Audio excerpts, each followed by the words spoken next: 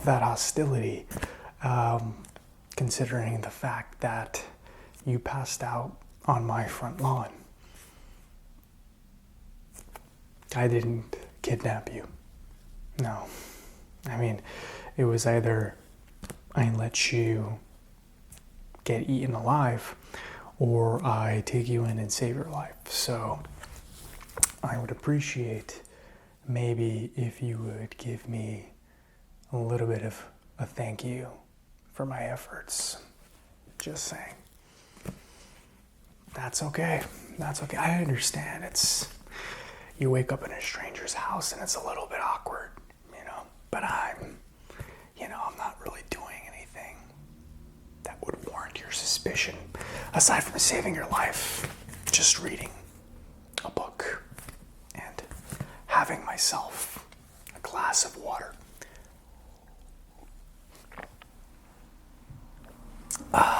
Refreshing.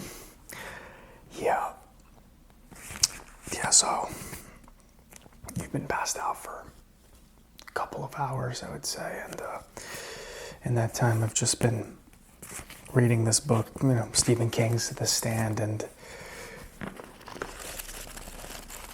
it's pretty appropriate, I would say, wouldn't you? Yeah. I don't know what's going on out there, to be honest with you. I wish I could say that I did. Maybe you have some insight into it, because I really don't know. Whatever those things are that were chasing you earlier.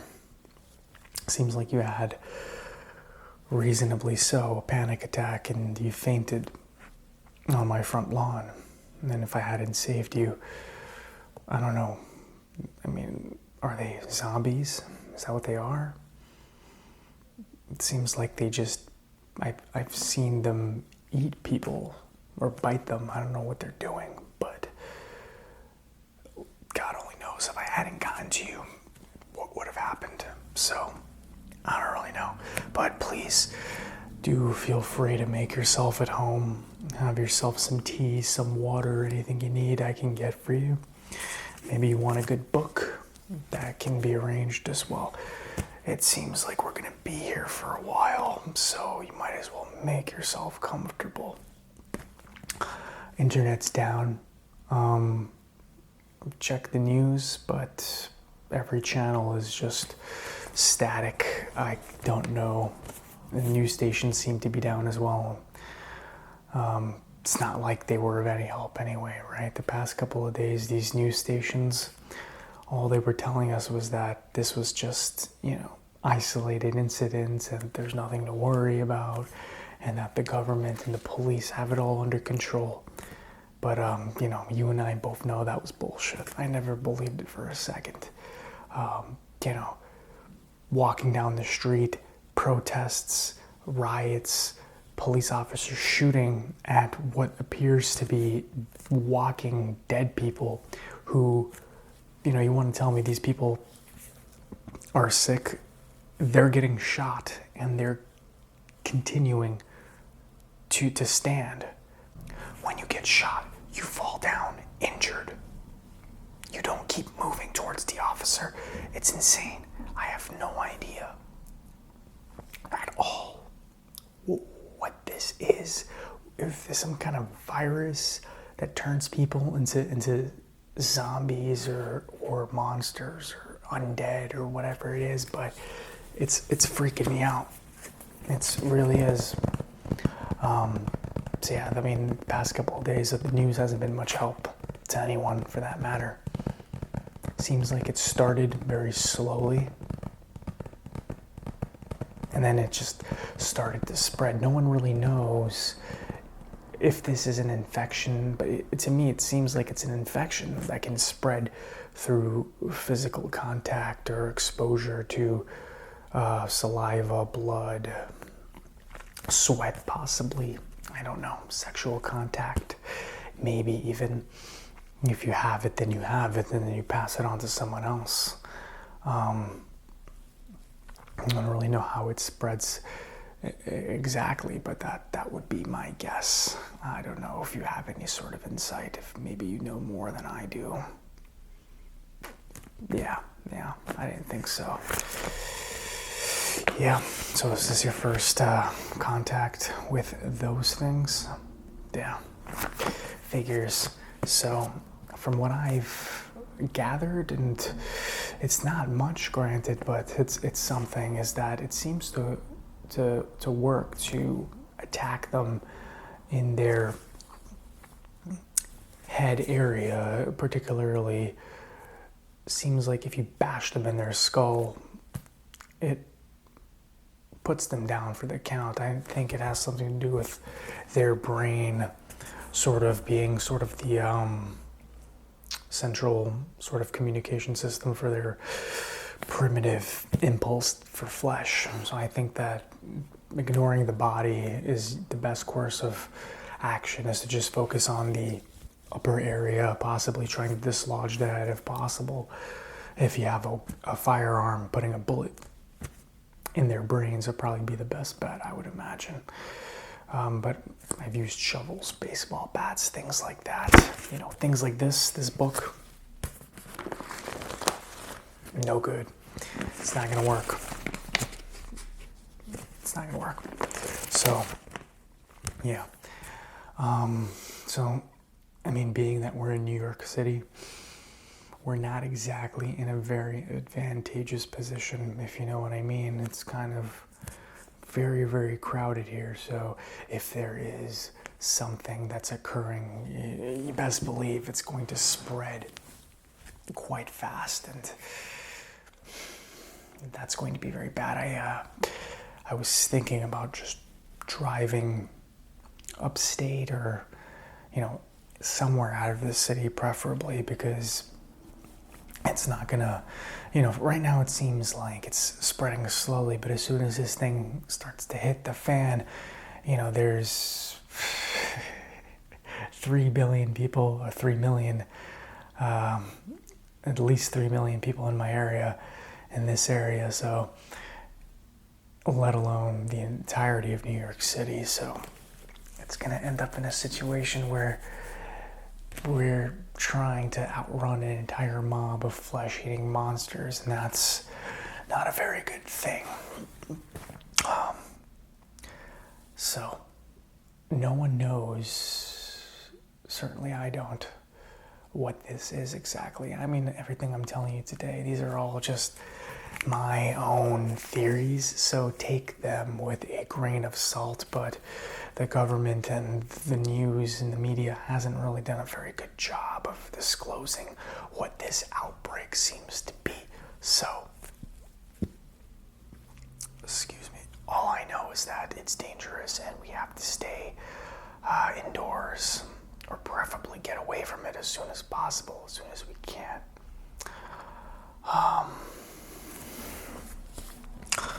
But to pass the time, I've been reading Stephen King's The Stand.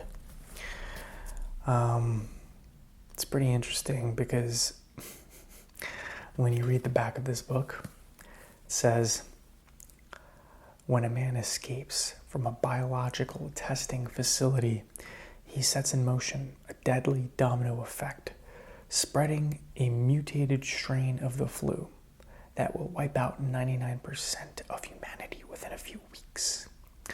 The survivors who remain are scared, bewildered, and in need of a leader. To emerge, Mother Abigail, the benevolent 108-year-old woman who urges them to build a community in Boulder, Colorado, and Randall Flagg, the nefarious dark man who delights in chaos and violence. So it's kind of eerie in a sense, right? Because this kind of seems like exactly what's happening right now. But yeah, you have any idea what's going on with the transportation systems, the buses? They all seem to have been shut down. There's no cell reception, everything's down. Can't communicate with anybody, no social media. It's completely lost contact. I don't really know what to do. It's like I feel like I'm completely in the dark right now. Right, yeah, I didn't think so. Yeah, I wouldn't imagine that the buses would be operating. So what is it? What a situation that leaves us in. Well, what can I say besides let's watch the world burn together, shall we? I do have a theory, though, as to what I think this is, of course. And as I said, keep in mind this is just a theory, but I think that scientists in the government were experimenting with things beyond their comprehension. And because of this, they released something into the world that they, for lack of a better word, underestimated. Perhaps they released it accidentally. Perhaps they did not think it would spread, and this was part of some sort of experiment. Whatever their intentions may have been, I think that they are at the root cause of this, and they're the reason why we have this outbreak occurring currently. I mean, there seems to be, this doesn't seem like something that comes out of thin air. This seems man-made. This seems like a biological weapon of mass destruction to me that was possibly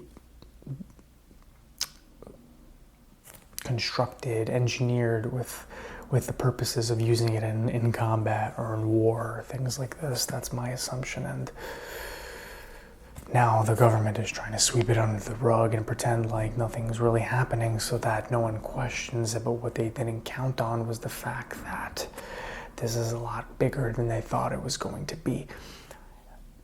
You can sweep 3, 4, 5 people under the rug, but a couple of million, it's a lot bigger than that. And a couple of million is going to be 2 million, and that's going to be 5 million, and it's going to spread until it's the entire world population. So it's not going to end well in this case, and I don't really see anything being done about it.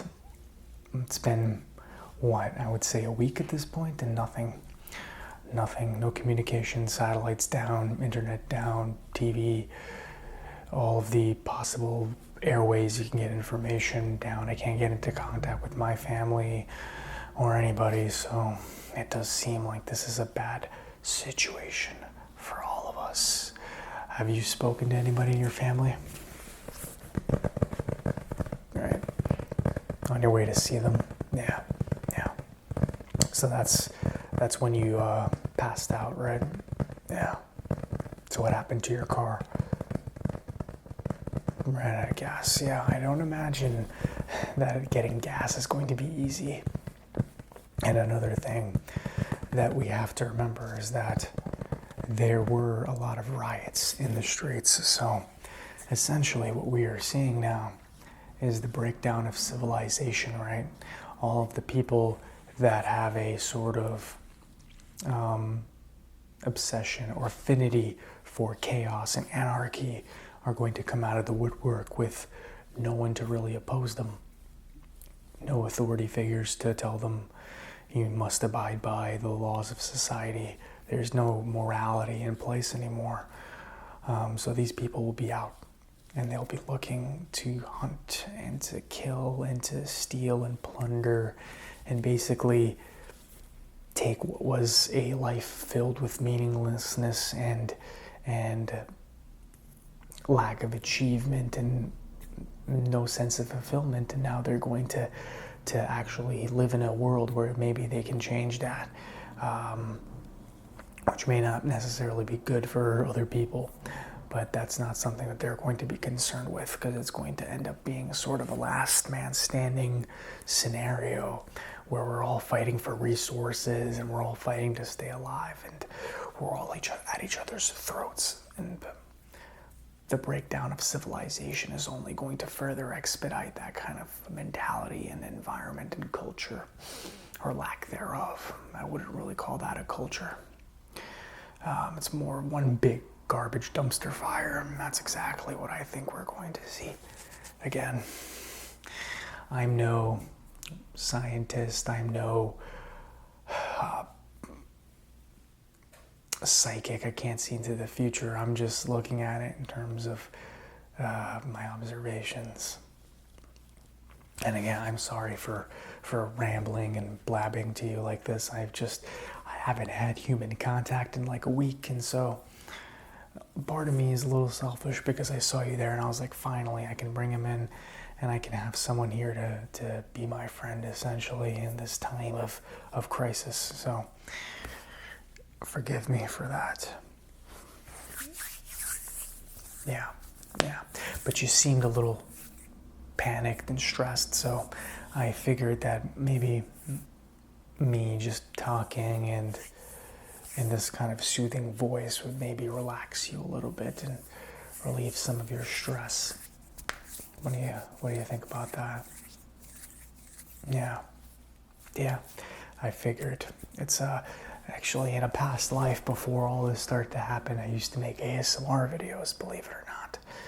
ASMR is basically a genre of video on the internet, on YouTube, where people talk softly, they whisper, they do different triggers to kind of get people to experience tingles in their brain and back of their head, and it feels good. And also it's a form of sleep aid. It helps you fall asleep, and that's primarily what I used to use it for. Unfortunately, I can't use it anymore because the internet's down, so I'm not able to access YouTube and listen to the videos. So something you really take for granted, you know, the internet, YouTube, a good slice of pizza, things like that. I'm talking like it's been a century since this started happening, but a week is a very long time. I've been eating canned beans pretty much every single day, so it is what it is. But so I'll tell you what, I'll draw you a hot bath, see if I can make us some dinner, and we can wait this thing out and see what comes next. How does that sound to you? Awesome. Okay, so I'll go get started and we can go from there. If you want, you can read this book. It's you're not going to be able to read all of it right now for sure, but it may help you pass the time and get your mind off things. So give you that, and I'll see you in a bit.